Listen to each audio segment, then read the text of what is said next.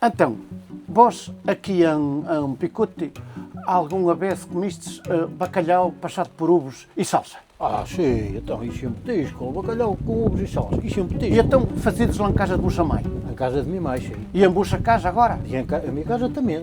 Também. Aqui já é tradição. Já é Bacalhau tradição. por ovos, Dizem-me o vosso nome. António, António quem? António Branco Fernandes, Em quem nascistes? 1960, 21 de março, é um dia que começa a primavera. E nascistes aonde? Aqui em Picote. Em Picote. Em Picote. E onde morais? Agora moro ali arriba na Rua de Santo António. Em Picote também.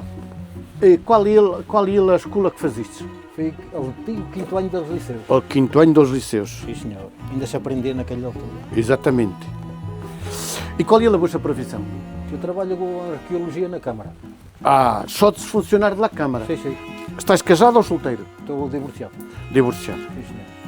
Sempre moraste aqui em Picote? Não, estive uns anos na França.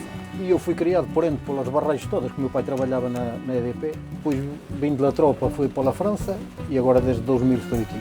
Onde é que estuviste na tropa? Fiz a recruta em Porto Alegre e depois fui para Évora, Polícia Militar. Fui na altura que acabou a Polícia Militar e passou a Polícia do Exército. Pronto. Acho que já Já. temos o que chega. Pronto.